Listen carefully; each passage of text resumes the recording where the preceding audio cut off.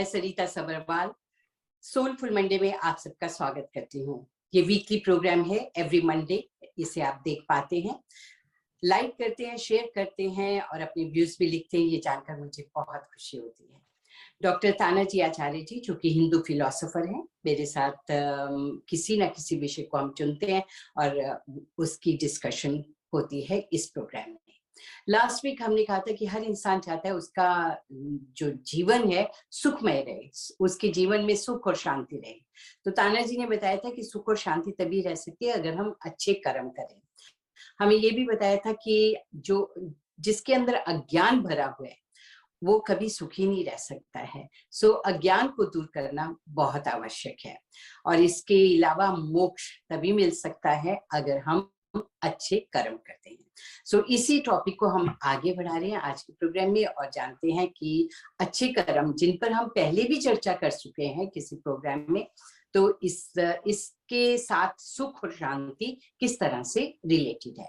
ताना जी नमस्कार, कैसे हैं आप? नमस्ते जी, ठीक हूँ। गुड। सो कल लास्ट वीक का प्रोग्राम बहुत हमारे साथियों ने पसंद किया और सबका मैं थैंक्स करना चाहूंगी इसी प्रोग्राम के जरिए। और आपसे आज मैं पूछना चाहती हूँ कि आपने कहा कि कर्म अच्छे हों तभी इंसान सुखी रह सकता है, तो इसके विषय लास्ट टाइम हमने ये देखा था कि दुख का मूल कारण जो है वो अज्ञान है। अविद्या क्षेत्रम उत्तरेशम, संसार के जितने भी दुख है उसका मूल कारण अविद्या अज्ञान है, ऐसा हमने सोचा था। अभी दूसरा एक जो कारण है उसके बाद में जो अज्ञान रूप हम जो कर्म करते हैं, अगली स्टेप वो कर्म जो है हमारे दुख का मूल कारण हो जाते हैं।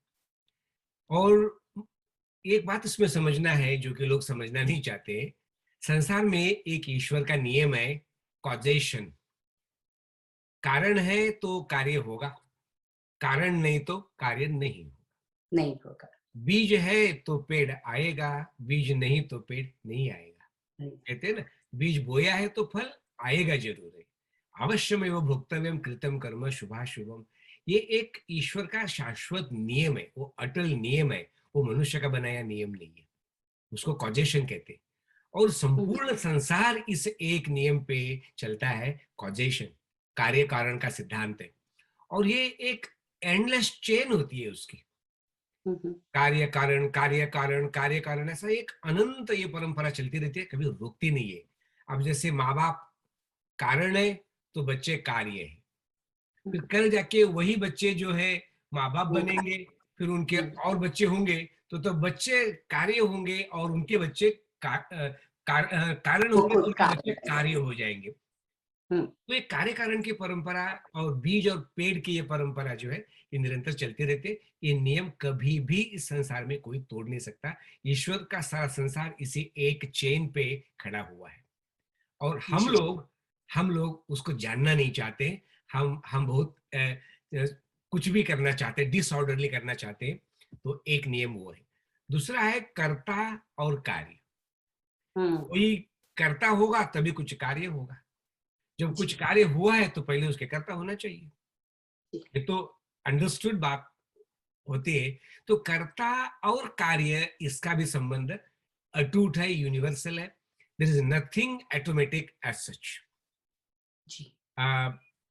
एक बार ऐसे एक बहुत ब्रीफली बताना चाहता हूँ कि एक बाप जो है अपने बच्चों को समझा रहा था कि देखो ईश्वर जो है उसने सारी सृष्टि बनाई है, तो सृष्टि बनाई है तो ईश्वर है।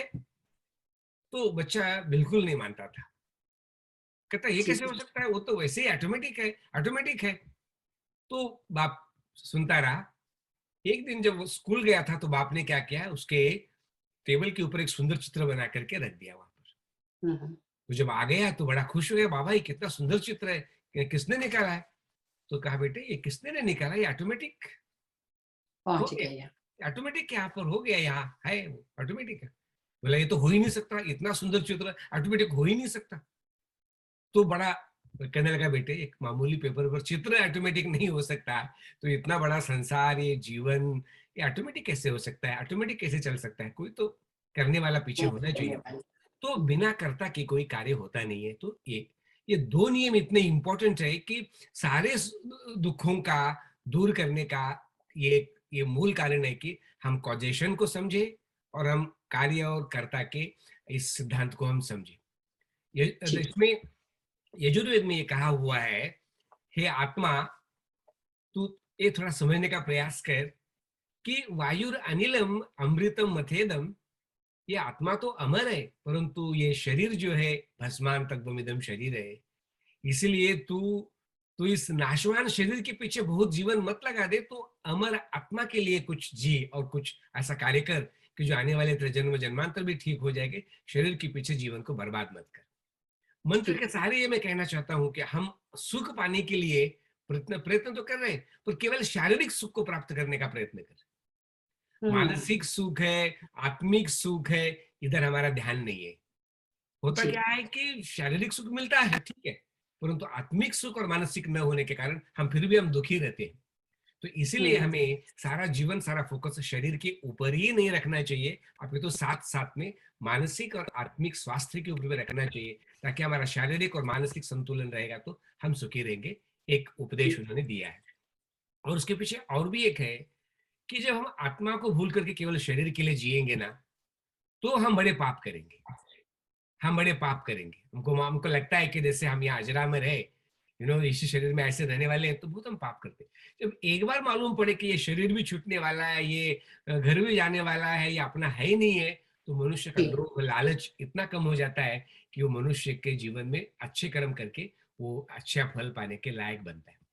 मेरा राइट मुद्दा इस मंत्र के बताने के पीछे ये था, उस मंत्र में आगे जो बोला है, हे क्रतो, इसलिए हे मनुष्य, हे कर्मशील मनुष्य, जो कि तू कर्म करने के लिए पैदा हुआ है, तू कर्म योनि है, तू क्या कर, जरा जाग, और जाग करके ओम कृतम स्मर और क्लीबे स्मर, तो दो बातों हम्म का याद कर, तुझे सुखी है होना है तो।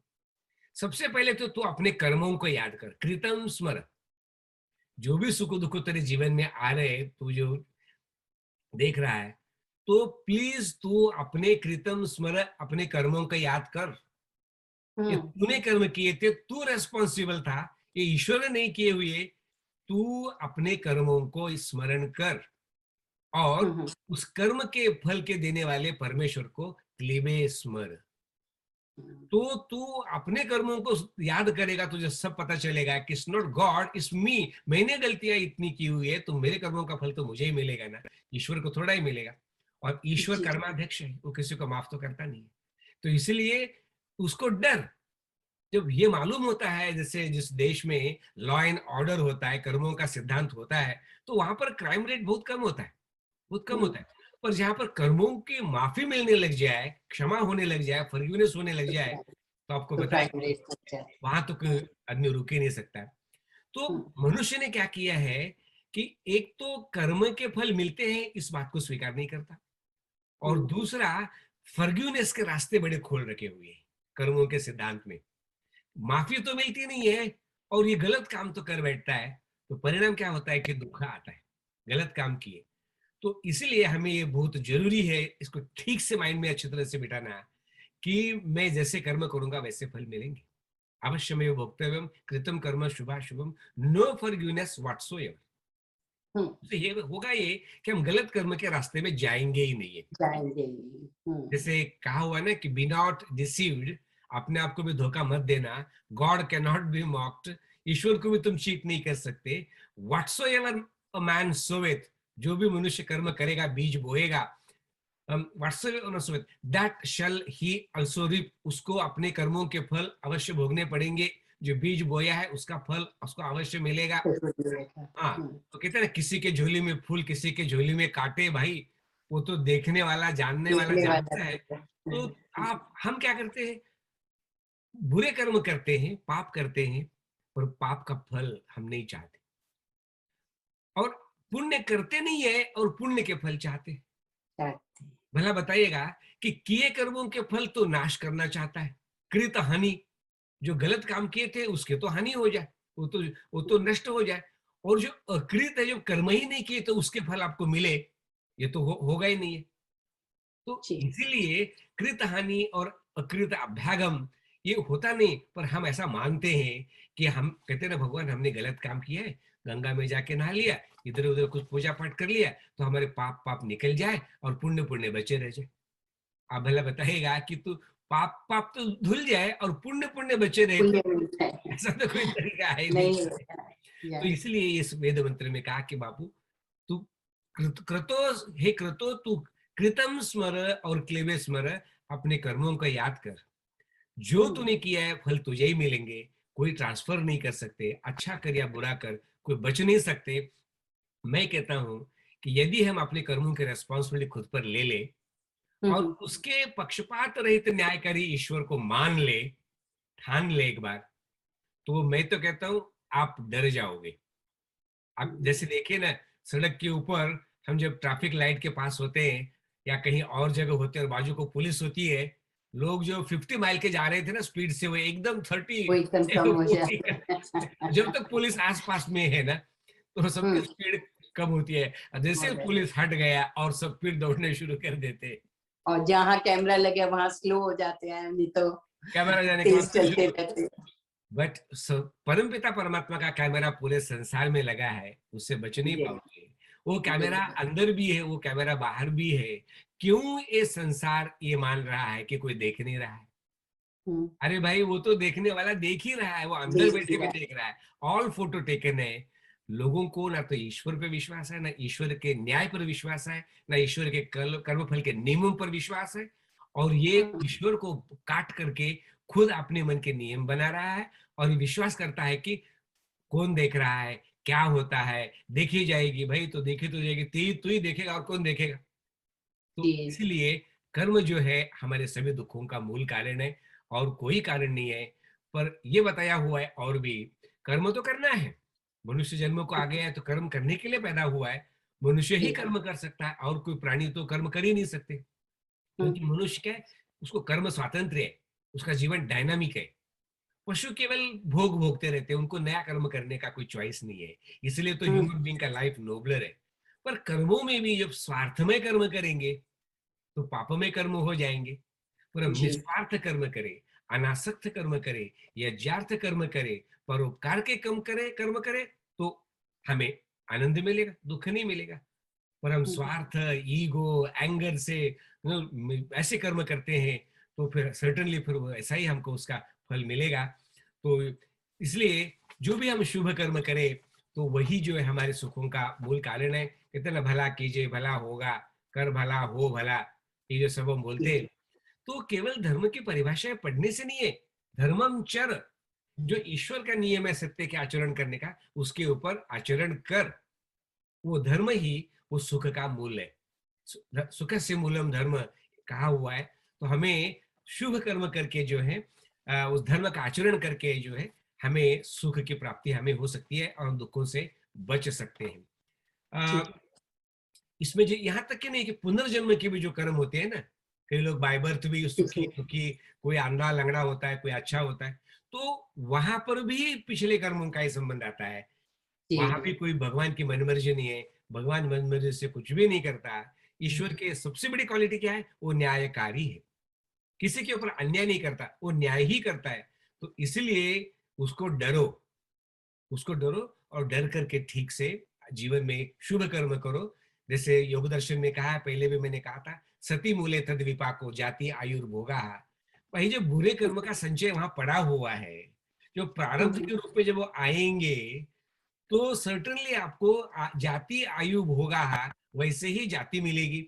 मनुष्य, कीट पतंगे, अच्छे कर्म करेंगे तो मनुष्य की जाति मिलेगी, बुरे कर्म करेंगे तो कीट मकोड़े के मिलेगी वो।